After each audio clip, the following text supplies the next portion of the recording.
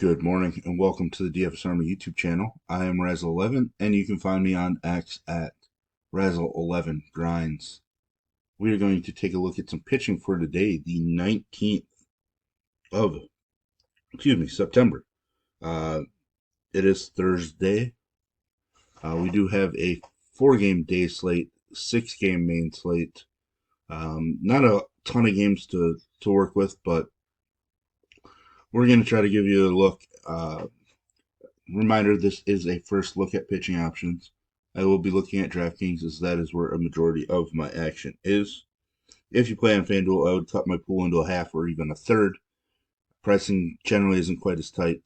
Scoring system being a little different allows us to focus just on the high strikeout, big time pitchers in general. But let's just jump in quick here. 4-gamer. Chris Sale at the top. My favorite for the NL Cy Young Award. Some of his strikeout numbers have been all over the place recently, but he does offer us a ton of K upside. Pitching on the road where strikeout numbers actually increase, walk rate increases as well, but he's just been excellent. Didn't realize he was undefeated at home this season, but 7 of his 17 wins coming on the road. Just a great spot. Not the greatest of ballparks, but I mean Atlanta's home ballpark during the summer is pretty much an offensive park as well, and he weathers that storm perfectly. His K prop at 6.5. Juices on the over. Obviously a strong play, a -218 favorite. Zach Eflin, probably the SP2 on this slate. K numbers have come down the last couple, but he's allowed a couple home runs as well. He's been pretty solid of late. This game has a total of just 7. He's a -148 favorite. K prop of 5.5. Just very slightly on the under, but I think he is the second best option on this slate. To be honest, I think he can use most guys. I'm not sure what to do with Logan Webb. He's the guy that I normally fade on the road, which is where he's at today. Obviously, that game total of just 7 is intriguing. Baltimore's offense has been struggling, but Logan Webb just hasn't had any strikeouts of late, allowing runs. I think I'm going to end up fading him, just because I want to make my pool a little different than most, and I think removing somebody like Webb on a 4-game slate will allow me to get different enough. Kumar Rocker looked excellent in his debut. Went just 4 innings, 74 pitches. I'm just not sure what they're gonna do from a pitch count standpoint. I think he's in play, but Toronto doesn't strike out a ton, but game total of just 7.5. He is a -115 favorite. K prop of 4.5, juice slightly on the over. Gausman on the other side is K prop of 4.5, but juice very strongly on the over. I think both pitchers are in play. Gausman has been pretty solid on the road this season. It's been home that he's had some struggles. His K numbers just haven't been there this season either, but he did throw a complete game against this Texas squad earlier. He must have allowed those 3 runs either super early or in the 9th inning or something, because generally you don't really see that kind of performance allowing 3 runs. 118 pitches even. So they let him finish for a reason, but strikeouts just haven't been there. Walks have been. I mean, he randomly will have these big time K games, and it's because of that we want to keep him in our pool.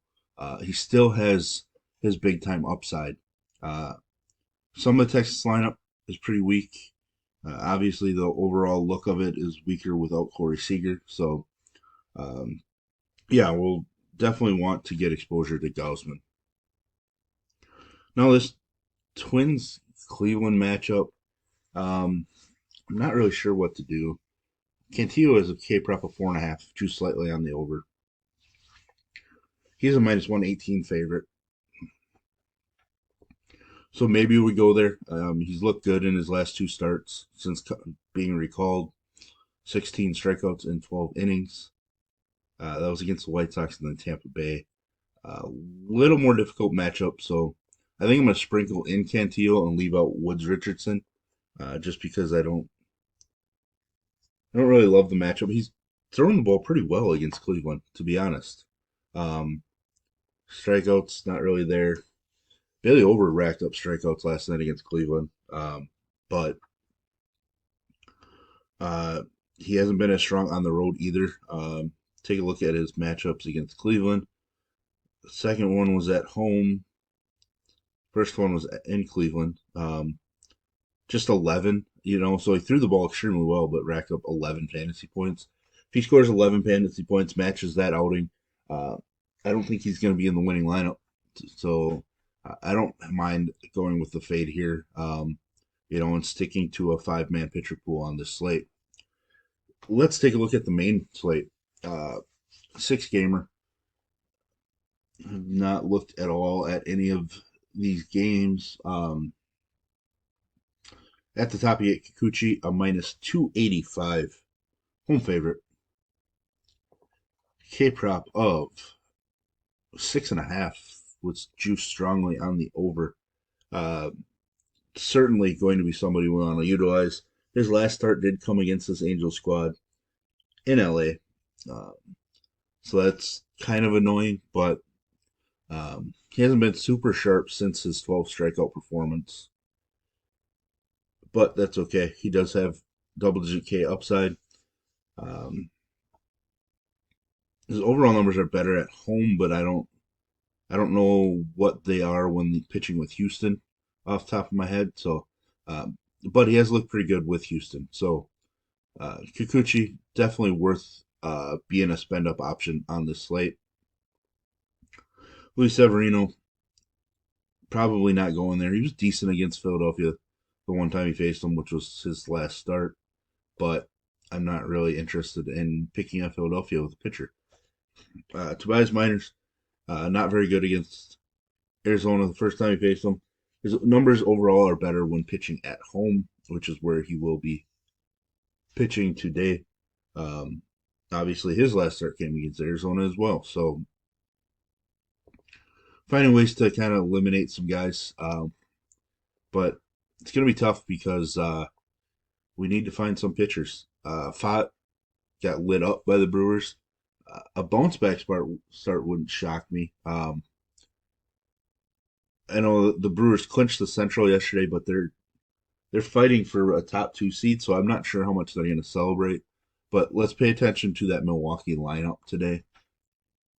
If they have some guys sitting and it looks a little weaker, then Fott might be somebody that creeps into our pool. Um, I don't think it's going to end up happening, but it's certainly possible. Brian Bayo, K prop of 5.5 juice on the over. It's a slight underdog in a game total of 7.5. Tampa Bay is a minus 112 favorite. Wasn't super sharp against Tampa Bay. He got the win. A lot of walks. Don't really like seeing walks, but I do like the matchup. And he dominated Toronto recently, which shows us what kind of upside he offers. A couple of tough starts since then. Some of the better teams in baseball, so it is what it is. But obviously the walks are an issue. Um, Straightens those out a little bit, turn some of those into strikeouts, and we have strong performances. Given that it's a weaker slate, Brian Bayo is definitely going to be somebody I'm heavier on this particular slate. Luis Ortiz showed some upside, but I don't really know that I want to use him. He's an underdog. St. Louis is a minus 135 favorite. Ortiz is K prop at 4.5 with juices strongly on the under. Yeah, something that I'll probably end up passing on. Eric Fetty has not been all that great with St. Louis. A couple of 20 plus fantasy points performances. Um, I think it's somebody that we might want to utilize a little bit. K prop of 4.5 too strongly on the over. Like I mentioned, he is a minus 135 favorite. I think he's fine to sprinkle into the pool, but again, mostly because we kind of have to on the slate. There isn't many options, so we're really just going to go super heavy on a few names.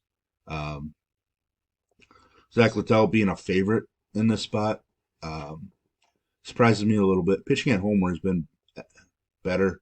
His last couple starts have been really strong against two strong teams. So he is going to make my pool. I don't feel super confident about it, but um, K prop of 4.5 juice on the over. So uh, totally fine with him. I just don't, not in love with it. Patrick Corbin, a guy that we normally pick on with stacks. Um, 4 out of his last 5 starts have been really strong. I'll have to look in the weather in Chicago, see if there's any wind. There hasn't been a ton of wind recently, so I don't imagine there to be a ton this evening. His K props at 4.5, juice slightly on the over. Game total of 8.5, juice on the under. So yeah, I don't see there being any wind really, at least from an offensive standpoint. So maybe we sprinkle in a little Patrick Corbin, Javier Assad, maybe. He was decent against the Yankees 2 starts ago. Walks were an issue. Um, if he picks up the W there, walks a couple less, 22 to 25, 24 fantasy points, probably gets it done. To start against Detroit, it was strong enough. So maybe there is some upside there in Assad. Minus 185 favorite. K prop of 4.5, but juices on the under. Not a big K guy. But again, I think we might have to consider him on this particular slate. So there we have it. There's our first look at pitching. If you enjoy what I bring to you, please hit the like button, hit the subscribe button, turn the notification bell on, get the alert anytime we drop videos here at DFS Army. And if you want to join us and get access to our coaches, tools, sheets, Discord, etc., I will put links in the description below. You can use promo code RAZ, that's RAZ, for 10% off monthly. And as always, best of luck, everybody.